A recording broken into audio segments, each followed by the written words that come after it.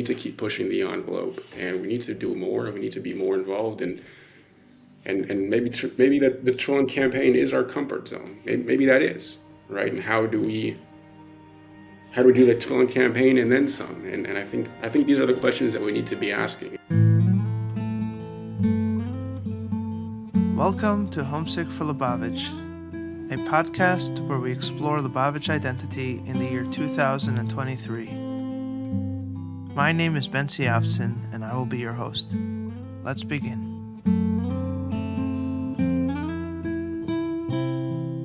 Thank you very much for doing this, Leibel. Absolutely. Thanks for having me. This is a first for me. I mean, in general, the podcast is relatively new, but, making one of these emergency podcasts that is more relevant to something that's happening in current events is certainly new for me, and I appreciate you joining. So why is it important for, at least for me, to talk to you, and why I think it's important for others to hear this conversation? Why does it matter in the grand scheme of things? The podcast is about Lubavitch identity, and I think, as we navigate the world in general, and as we navigate the world in specific moments of time, our identity and how we see ourselves in that world is very important, and is in many ways an anchor of how we see it, right? Because there's so many different ways of seeing it and so many different viewpoints that knowing where we stand and why we stand there is quite important, very important. And Israel, I feel, is a topic that is something that we all know about and we all think about a lot, especially in moments like these. But where we stand on them as Lubavitchers is something that is kind of fuzzy, and everybody kind of just makes it up as they go along for themselves, which maybe that's how it's supposed to be. But I think it pays to speak to different people, and certainly people who have been deeply invested in Israel and have thought about it a lot. And so that's why I reached out to you. Why don't you introduce yourself and what your relationship to Israel is, and we'll go from there. Yeah, my name is Leibel Mangel. Obviously, I was born and raised in a northern suburb of Cincinnati, Ohio, Blue Ash, Ohio. My parents were shlichim in Blue Ash, so grew up kind of the usual shlichim lifestyle, going to kind of modern Orthodox day school growing up. Just kind of the regular run-of-the-mill Jewish childhood, I guess. Eventually, as I think a lot of shluchim do when it comes to bar mitzvah in 8th grade, eventually left home because there weren't any Chabad schools in Cincinnati. I ended up in Chicago for a little while, and came back to yeshiva in Cincinnati. From there, yeshiva in New Haven, before eventually leaving the yeshiva system, and came back to Cincinnati, where I went to public school. I had the opportunity there to play football from my hometown high school, which is pretty uncommon for someone with my background. Kind of did that for a few years, graduated public school. Thought I was going to continue playing football at the collegiate level, would continue getting my education, but I think it was at that point that I really stepped back and realized that I thought I left the yeshiva system, but because I was trying to find myself, and realized that in the public school system, I lost myself even more. Mm-hmm. And that's something that, I had a bit of an issue with and wasn't comfortable with, and ultimately decided that for me, the way I was, at least at that time, felt I was going to best reconnect with my upbringing, with Judaism, with connection to my people was going to Israel. And that's what I did. I kind of left the education behind, left the football behind, went to Israel. I ended up enlisting in the military there, served there for a couple of years. You went there with the intention to enlist? Yeah. Okay. I didn't know all the details, didn't know much about it or how it was going to work or what that experience would be like, but I felt like it's something that I needed to do at that point in time, and that was my calling, so to speak. I grew up. People may know of Rabbi Leibel Mangel, my grandfather, one of the youngest survivors of Auschwitz, and I did know growing up that it was going to come a point in time in my life that I was going to have to give back in some way. Again, I don't know that I necessarily knew exactly what that would be and when it would be, but it was always in the back of my mind. And at that point in life, at 19 years old, kind of just finishing public school, graduating high school, it kind of just all clicked and it made sense to me. And that's what I ended up doing.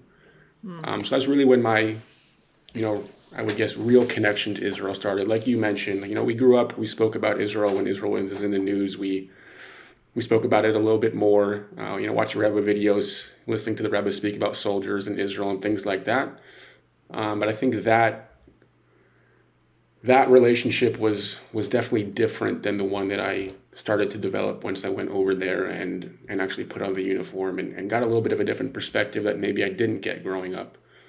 I don't know how far into the weeds we want to get, but we All the grew way, up. man. All the way, man. All the way. Yeah, like we grew up, like when we went to Jewish events in the city and Hatikva would play, and we walked out of the room. And as a child, I didn't quite understand the reasons for that or why, but this is just kind of how it was, and I think it was just through that lens, whereas wearing the uniform and being exposed to reality on the ground there and seeing,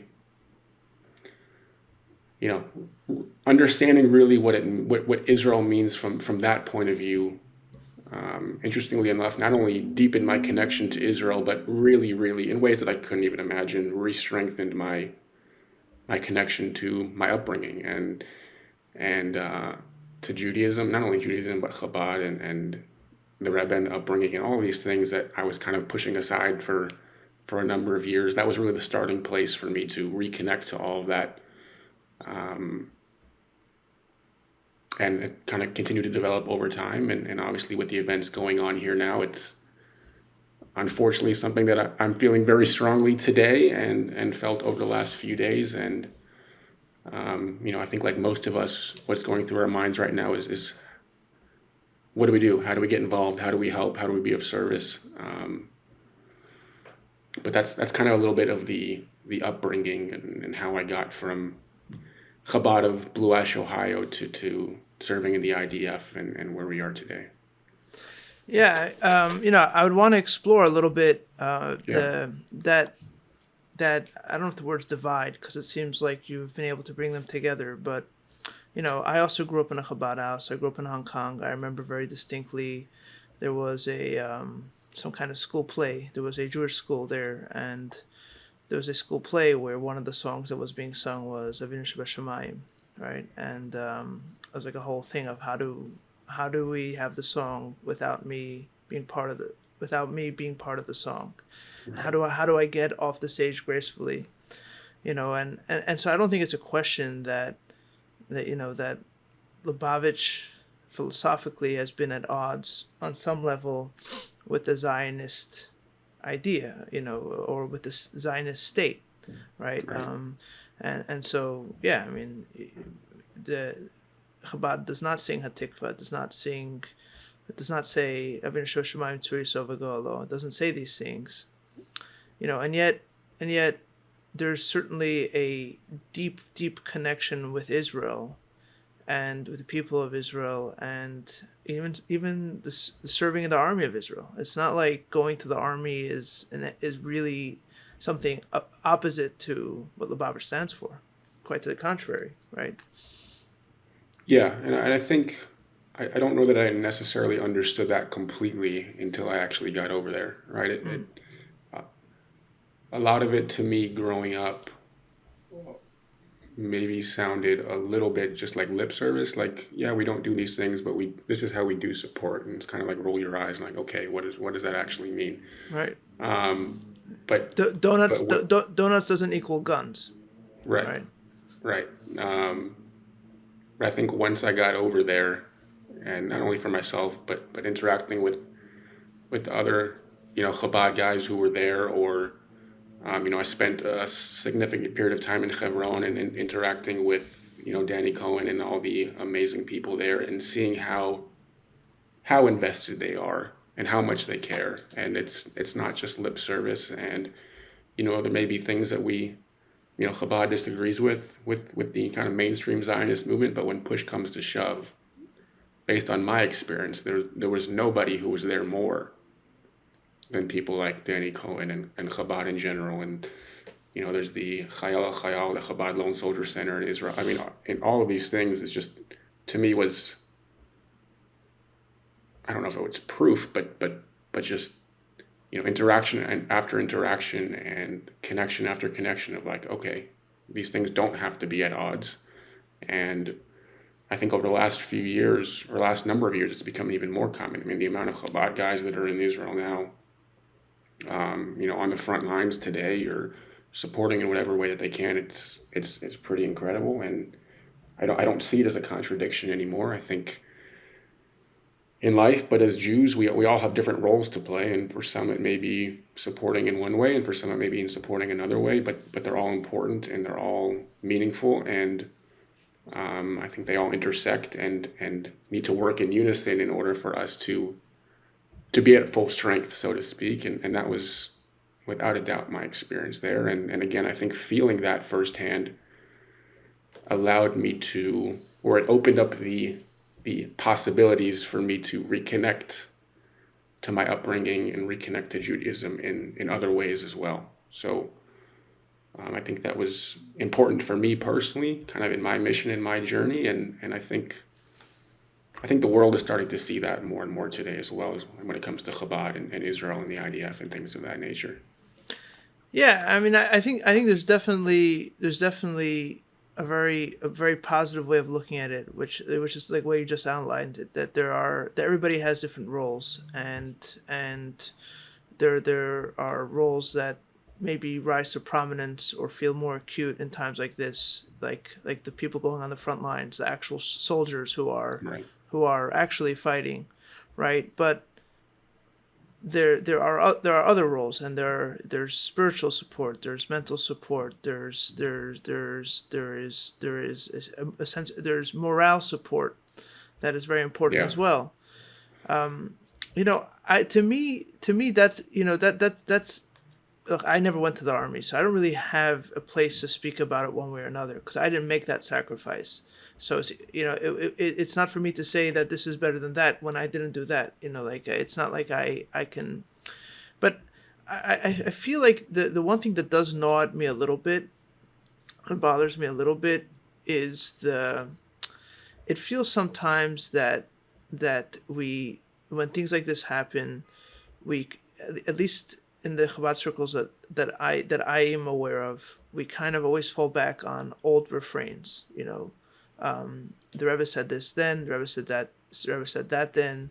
This is how we respond in crises like these. Like, we know right away on one hand what to do, but at the same time, it feels almost like, how do we? How do you know right away what to do when, like, this is a shocking event? This is not just another inning in the game. This is not just another round in another round of the same thing. This is clearly a shocking event.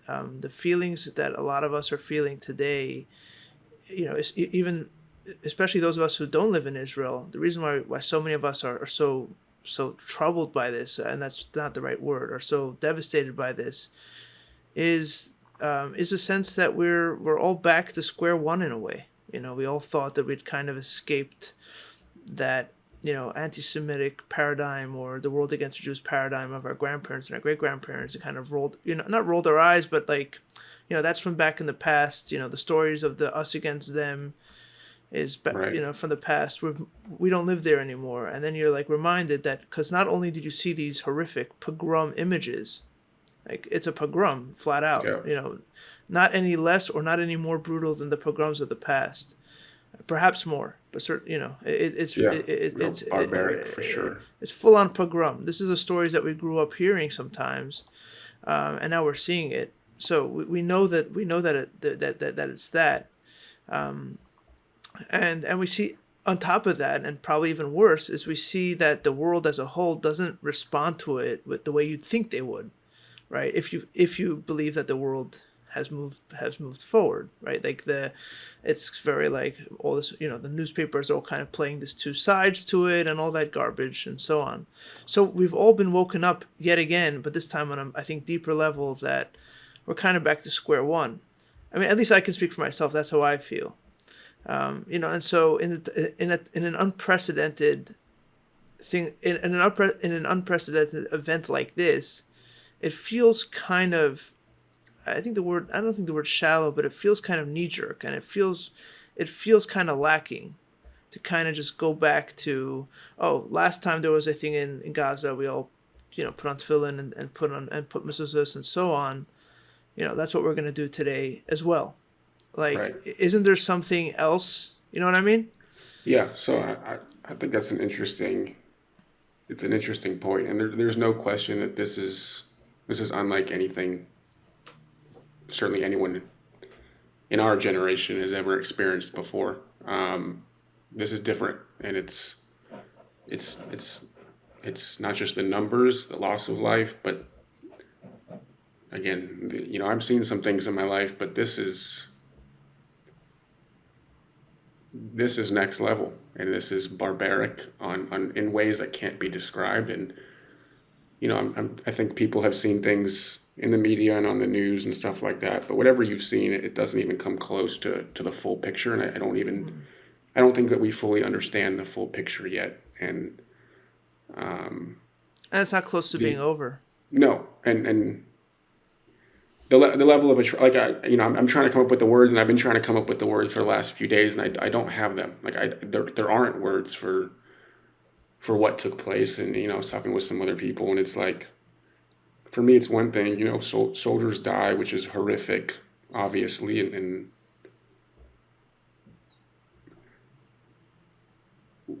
we don't ever wish for that, but what they did to our women and children, openly, publicly, like, this is like you were saying, pogroms. This is Nazi Germany stuff. Um, and our response can't just be the same old. It can't be. But at the same time, I don't think that it means that we don't do those things. Like, I don't think that tefillin campaigns or mitzvah camp. Like, I don't think those are negative things. But Agreed. I do think it needs to be more than that.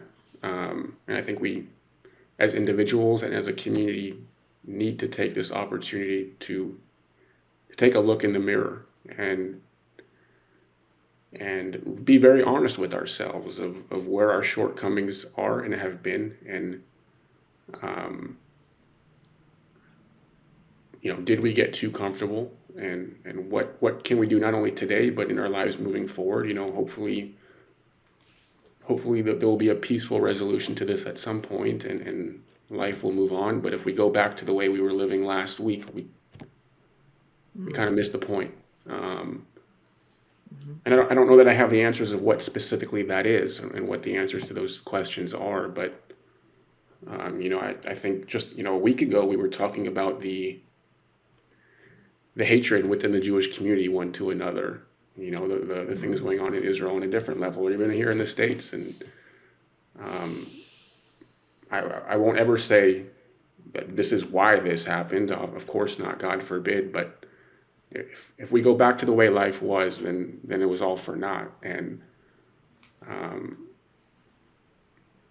for me, thinking about the soldiers who, last night, many of them said goodbye to their families for the last time. Because when there's war, there's undoubtedly soldiers who are never coming home again. Do we just say thank you and put on tefillin, or again, is there lifelong change that's being made when we internalize the sacrifices that these people are making on our behalf, literally on our behalf? And I think that's something that we have to collectively, well, first as individuals, then collectively as a people, take a long look in the mirror and figure out how life changes from here, and what positive impacts can we make in our own lives, in our families' lives, in our communities' lives as a result of this. And you're right. It can't just be same old, because this wasn't same old. This was different, and I think we all feel it. We all feel it. But let's not. Let's make sure that we're using this time while we're feeling these things to make real positive change and positive impact. And I remember, at that point, I thought it was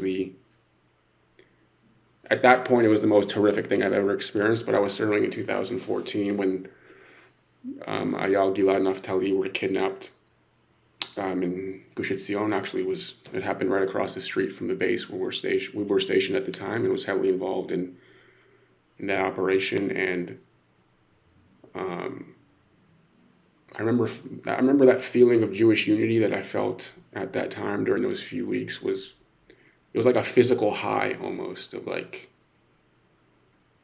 this is what it's supposed to feel like when we talk about the Jewish people and united as one and all of that. But then I remember thinking on the flip side is like, why does it take something as awful as this to feel that? Like, why as a people do we need death and pain and destruction in order to feel like we're family?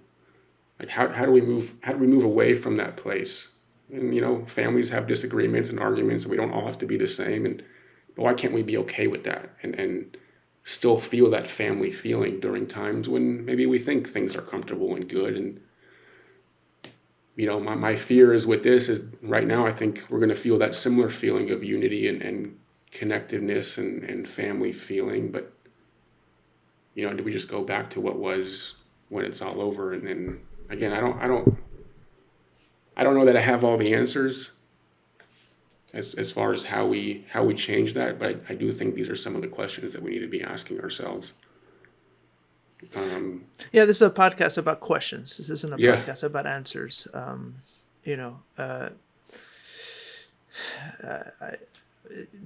These are questions I don't think anybody has answers to, and the tendency sometimes is that when you don't have the answer to a question, you feel like therefore you shouldn't ask it in the first place. And Right. I don't feel like that's. First of all, I don't think that's a right move, and second of all, I don't think it works because when the question's there, it's there. You're not asking it doesn't like put it away. It just ignore. You make believe like it's not there, but it's still there, and it Right. bothers you. Bothers you that way. The one thing that really, let me first follow up on what you just said. Yeah. You mentioned something that we had touched on earlier, which you had said that you had kind of resolved, but you brought it up again in a way that I think, I don't know if it bothers a lot of people, but it's something that a lot of us think about because I've spoken about it to many people, which is, like the soldier when he goes to war, especially in a time like this, and especially in Israel where many of the soldiers are people just like you and me, married with families, with lives, and then they really put it on the line. They don't get to choose if they are going to be stationed in a city doing quote unquote safer work or if they're going to be sent straight into the hellhole that is Gaza or whatever. They don't, once they're in there, they don't get to choose, right? So they're really putting everything on the line. There is a sense of inadequacy, compared to them. It's like, okay, I get it, putting on tefillin with other people, creating this morale or whatever it is. If you're a rabbi or if you're a private person, what you do with your friends or your business, whatever the thing is that you do, posting on social media, although I'm not sure that that's really a thing, whatever it is, you're not putting it all on the line. Let's get real. Right? You're not. You're doing something good. I don't disagree. And I'm not saying it shouldn't be done, but you're not putting it all on the line. So what should one do? What is there to do? I mean, I can't go join the army now. I'm not even saying that I would, but I mean, like Right. when I really think about it honestly, would I really do that? But it's not even open to me, right? So like, Right. so what is what in your mind as someone who has served in the army and knows what that commitment is and has friends there right now, I'm sure. What do you feel is the adequate response from a person who doesn't have that response at his disposal? So I think what's interesting about that question is you're asking me to take a reverse opinion to everything I've been saying for the last couple of days because I've been wrestling with this burning feeling of like I need to be going back there, and doing everything I can to get back over there, with everyone around me telling me that maybe I shouldn't be doing that, and there's other things I can be doing that that will make me useful from here. And I've been wrestling with it for the last few days, and so now you're asking me to talk about the other side of it. But I think ultimately it's this, and what everyone's been telling me, which again I think makes this a little bit interesting for me to be saying, but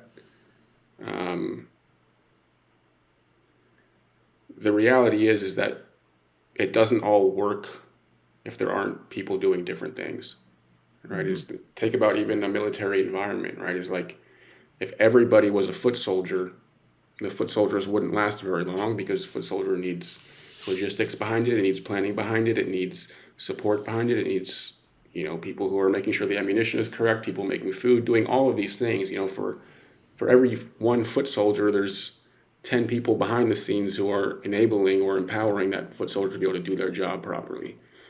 And I think the same thing is true on a larger scale. The soldiers going into battle, who are they going into battle for? Right? Is like they're going into battle in order for us to be able to continue to live as normal of a life as we can, to be able to continue living openly and proudly as Jews, and to be able to not only doing that in our minds, but doing that in reality in the world. And they're protecting our way of life and our, they're protecting all of these things. And if there wasn't that to protect, then what they're doing is meaningless. And the only reason there is what to protect is because we're here. So I do think everyone has a different role to play, and it's easy to convince ourselves, and I've been doing this for the last 3 days, that those things maybe are not so important, because I think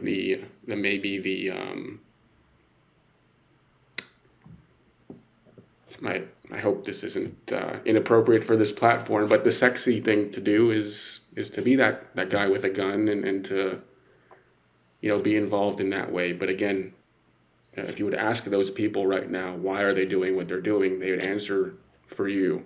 And if you ask them, they'd answer for you. And if I asked them, they'd say they're doing it for me and for their families there, and for Jews living here, and for Jews living across the world. So I think the only thing that makes their sacrifice worthwhile is if we continue to live openly and proudly as Jews, and take this opportunity of their sacrifice and make sure that we're sacrificing in our lives, and on whatever scale that might be, whether that might be, I don't know, I can say for me personally, like for many years, tefillin every day was a struggle. And if that's maybe my sacrifice of, I don't want to put on tefillin today, or that guy's going into battle, I can do it today. Or maybe I can put it on with somebody else, or I can speak to another Jew as a Jew, regardless of all the things that I disagree with him about. Or I can, make amends with a former friend or a family member who I've fallen out. Like, the way we properly honor them is making sure that the sacrifice that they're making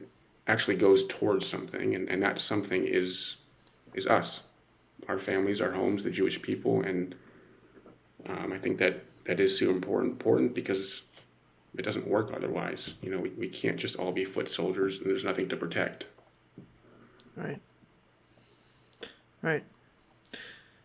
Yeah. But now on the flip side, I'm going to go continue arguing with people that what I need to be doing is getting back there. So.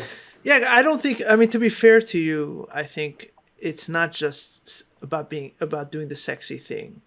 That's not what I mean. I'm sure that a part of that. I'm sure there is a part of that. Maybe that's not the right word, but I think it's what gets them, like, that's the thing that hits you in the face. So, right. Like, when you think of sacrifice, that's what you think of. But I understood you meant it that way, but I don't think it's only that. I think a lot of times when there's a big challenge in front of us, a lot of us look for that thing where we know for sure that we gave it our all. Like, right. that one thing where, like, there's no gray, it's black and white, and it's like, if I do this, then it's a one-time commitment, and I'm in, and what else could I do? And there's a certain kind of a relief almost, I think, that happens then, where it's like, okay, I know I'm doing all I can do, right.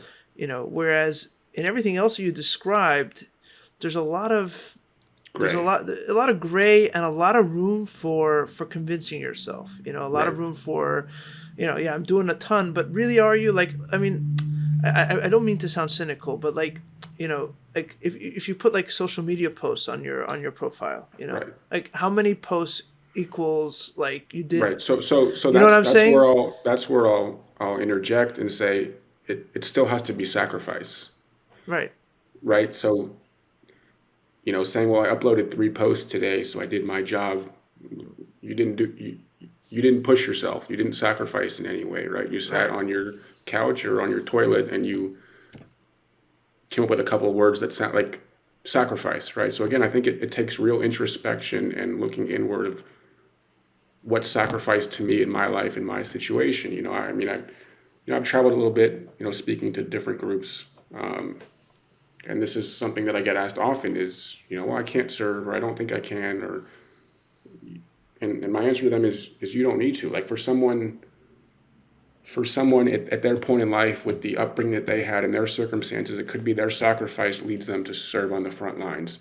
For somebody, it could mean, supporting the soldiers on the front lines financially. For someone else, it could be their, financial giving is not sacrifice for them because they have the means to do so, right? So for that person, I would say, yeah, keep giving, but also find an area where you do need to step out of your comfort zone. And you do need to push yourself, and you do need to be uncomfortable, Right. and let that be your sacrifice. So I don't think it can just be a social media post. I think everyone needs to look inward and figure out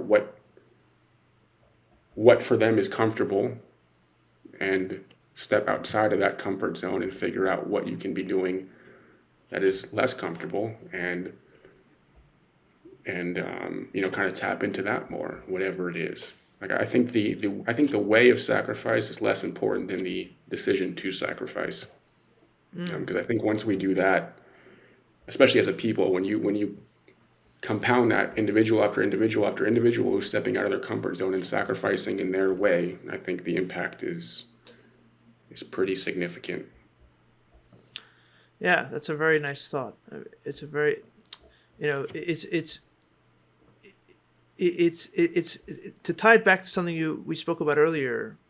It almost feels like, it has to match, at the very least. It has to match conceptually with the moment. It has to match the Right. moment.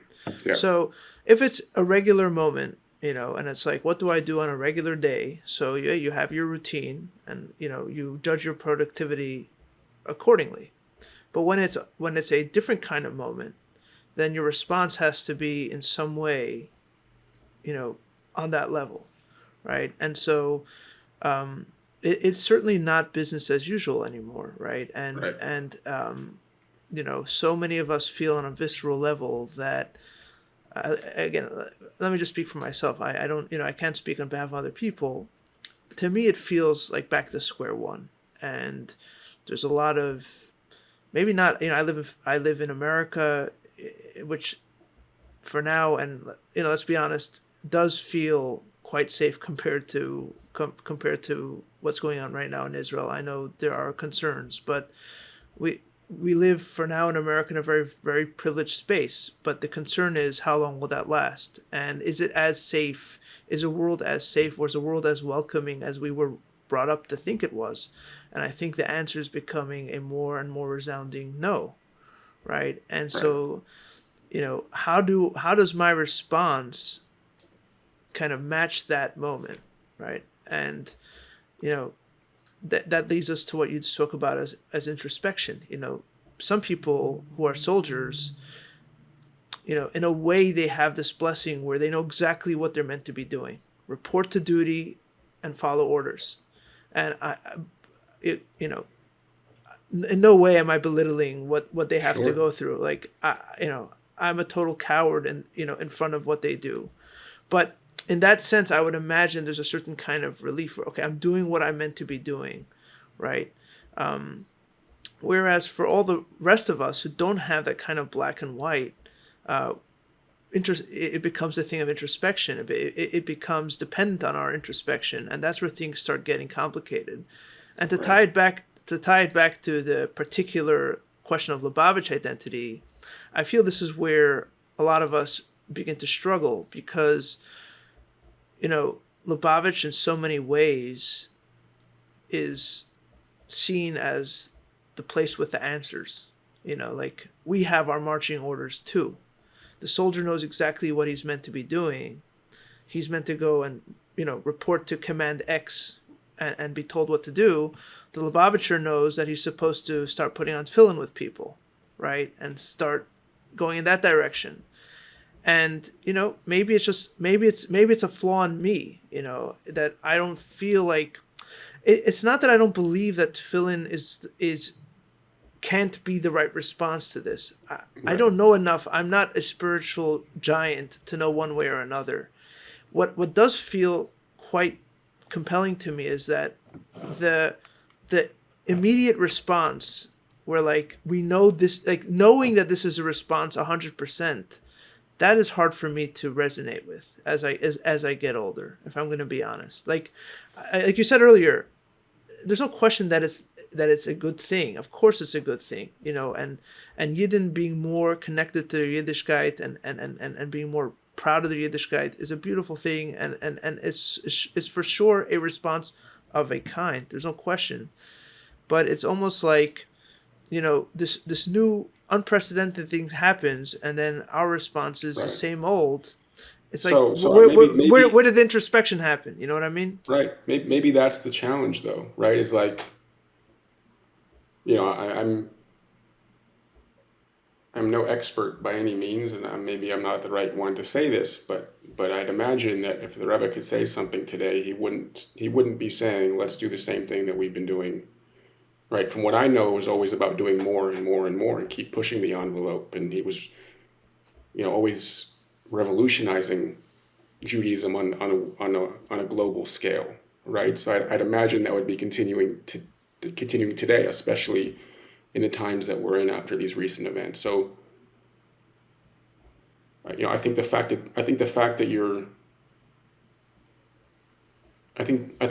you feel like doing the same old is not enough. I think that's the exact right mentality to have, and I think he would have that same mentality.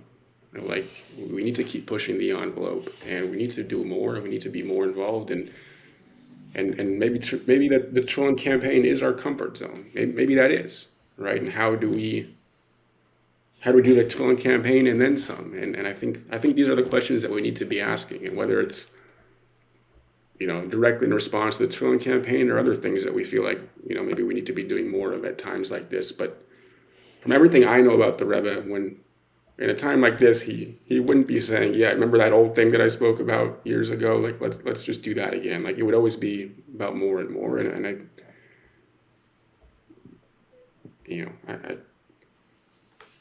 think maybe you would, maybe you would, maybe you wouldn't, right? That's kind of the problem that we have. We don't know. But I don't think, and correct me if I'm wrong. Again, I'm no expert, but I don't think he ever told somebody, no, don't do that. Like that's too much. Like scale that back. Don't step out of. I'm not disagreeing. It has to be only this or only that, right? It's like. I think maybe that needs to be the push from inside. Is yes, Tefillin campaign, but what else? Yeah, I know. I'm not disagreeing with you. I'm just saying. I think like that's precisely the nub of the problem. We're like we don't know. We don't know, and I feel like at a time like this, there needs to be somewhere along the line between event and response. There has to be some space for thought of how do we respond to this. To this particular event, yes, the Rebbe says things about other similar events or events that have similarities, and there are things to learn from them. But there certainly has to be room for introspection as well, and like put it this way, I really want to be careful. And as much as anybody pays attention to my opinion. I love the idea of putting on tefillin with people. I did it for many years of my life. I still do it today when the opportunity presents itself.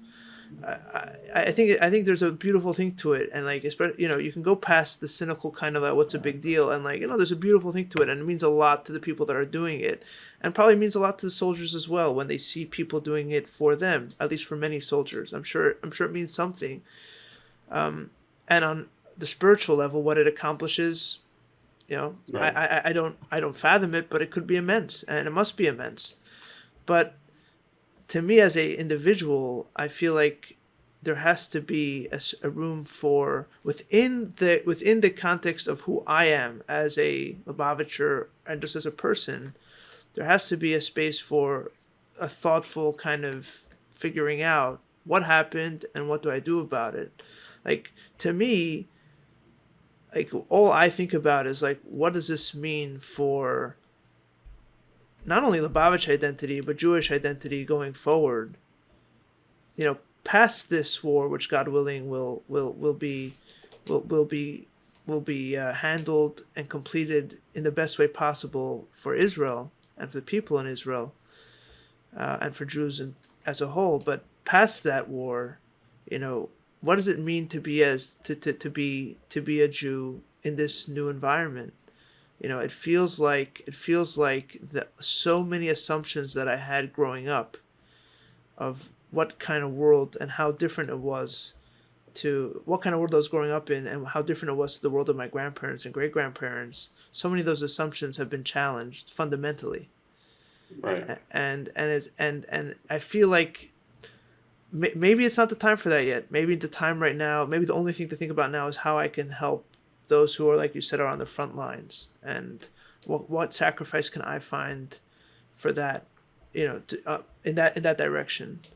But I also feel like, that clap or that knock that so many of us felt, over Simchas Torah was also, it wasn't just an altruistic feeling for those suffering in Yeah. Israel, although that was part of it for sure.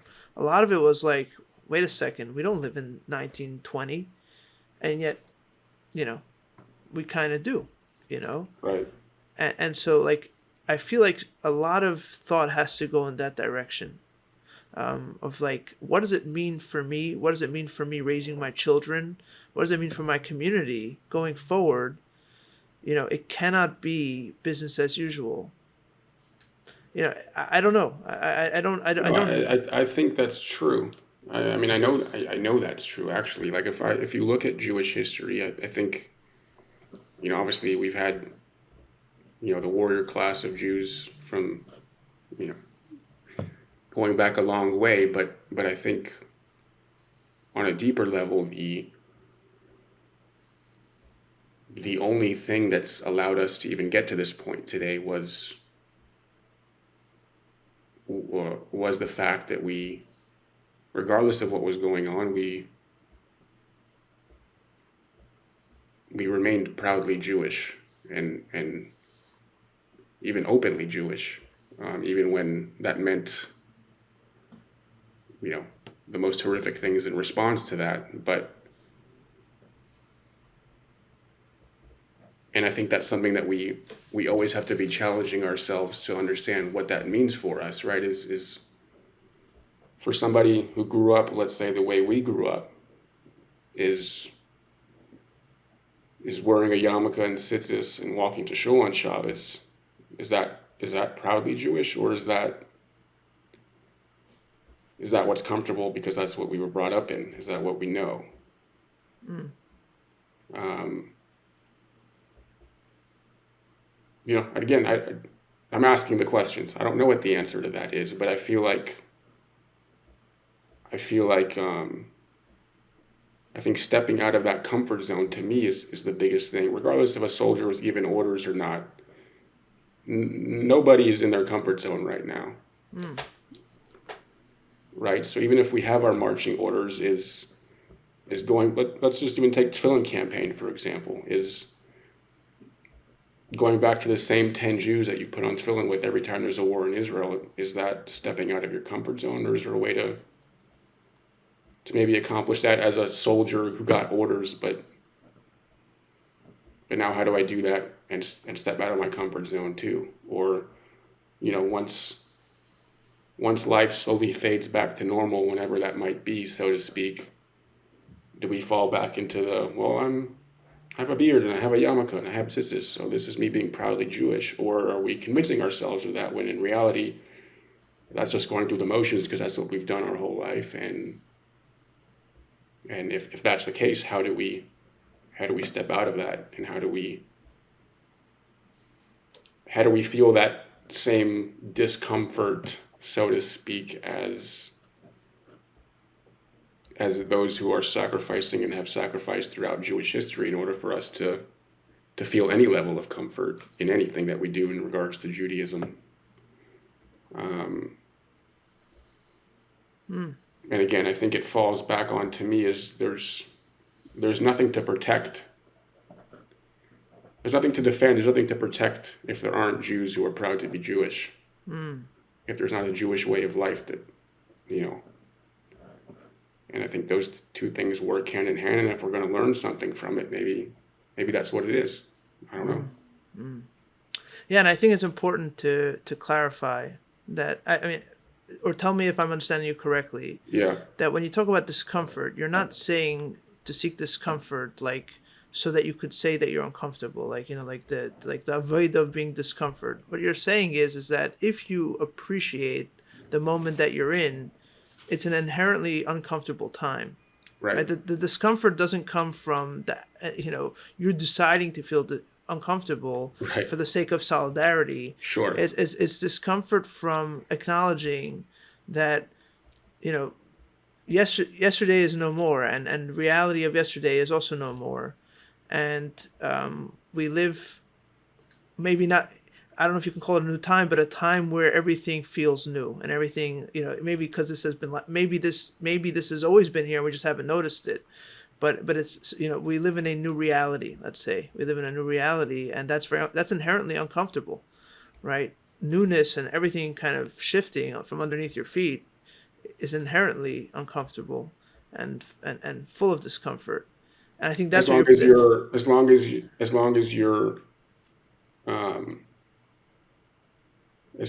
you are aware enough to recognize that. Right. No, as long as you pay attention.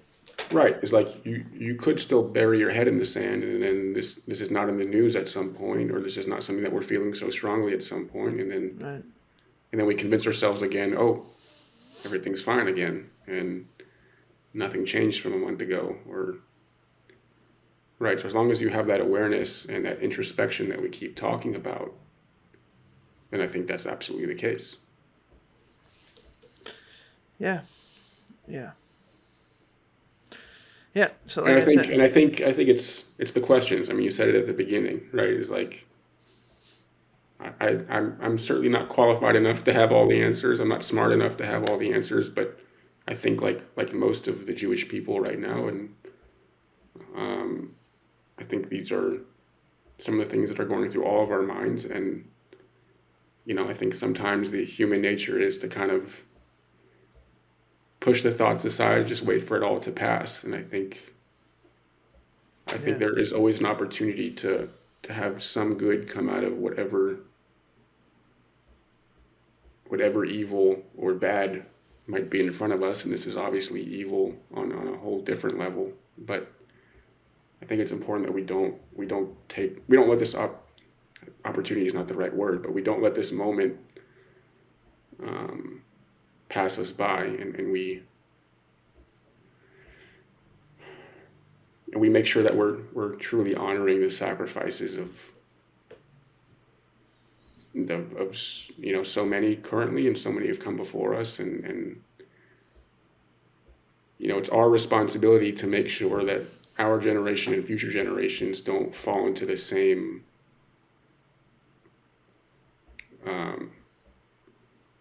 I don't know if the word is complacency or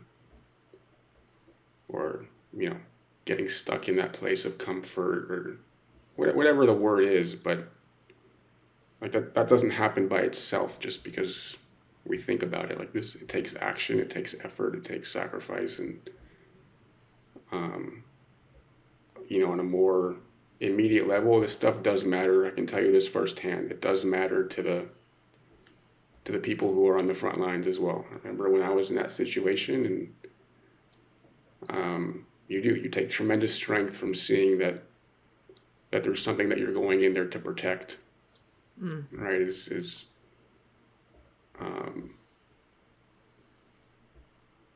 Seeing Jews, whether it's in person there on the front lines, Chabad or not Chabad, whoever it was, seeing those people on the front lines, but also, when you have a moment to scroll on social media and you can feel that energy, and you can feel that unity, and you can feel that there's a reason why you're about to go do what you're about to do, and it's for a good reason, and it means something, and I think that allows you to feel confident in the result of whatever happens, because it's for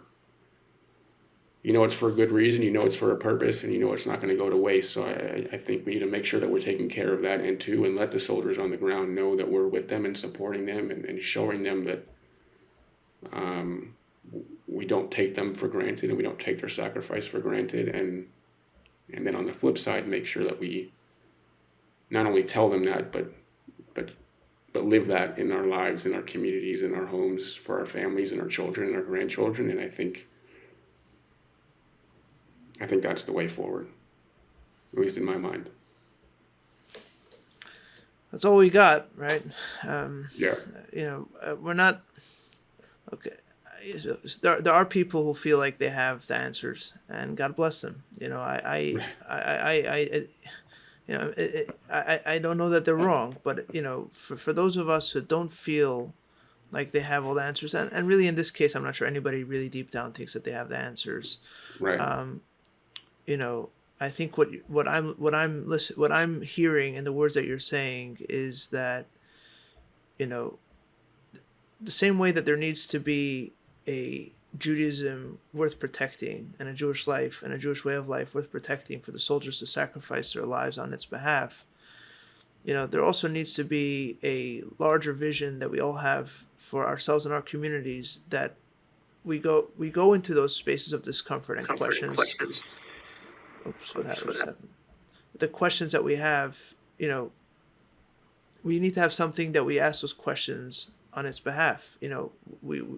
When we recommit ourselves to who it is that we are, and think of what that may cost down the line, or how it may not be exactly what we thought it was just a few days ago, and realize that it's going to be a process of questioning, of going to places of deep discomfort. But there's a point in it. There's a point in that Right. discomfort. It's to come out on the other side in a stronger place, and in a place of eternal belief, right? And to me, at least, as in my private, I shouldn't say private, because I don't know if I'm speaking from my most private place right now, but on a personal level, to me, that's what the Lubavitch identity in this kind of situation means to me, which is that, there is something that resonates deeply with me about this internal unshakable belief in God and the Torah and the Jewish people, and just this this positive framework of seeing it as the most treasured thing in God's eyes, and in our own eyes, and that kind of makes the questions even more important. This is what we're asking the questions for. This is what we are going through the discomfort for. It's not that the Lubavitcher in me doesn't give me all the answers, but it makes the questions worth asking, if that makes sense. Right. No, I think that's spot on. Yeah. So anyway, I know you got to go. Yeah. I appreciate your time, Leibel. And Absolutely. Thanks for having me. whatever you decide to do, I wish you best of luck, and Appreciate it. we should hear good news. All the best. Amen. I mean, I think I'll just end off with this. Please. We're speaking about it, but I think, it's been a little over an hour now, but I think think wherever we are, whoever's listening to this, for me, having been there personally and trying to put myself back in the shoes of the people who are about to go into battle, I think where take a second tonight and just reflect on what these people are going to be doing on our behalf, and hold your families close, hold your kids close. It's things that we take for granted, and many people who may be thousands of miles away if we're here in America, but are absolutely our brothers and sisters, and our families are, don't have that opportunity to do that with their families tonight. And, like you said, hopefully we hear good news soon, and Israel can accomplish its objectives and have mission success with the minimal amount of lives lost as possible. And we should only hear good news. Amen. Amen. Thank you again, Leibel, for your service. Bye-bye. The music for this podcast comes from the album Repentance Doors by Oren Sor Nadav Vachar and is used with their permission.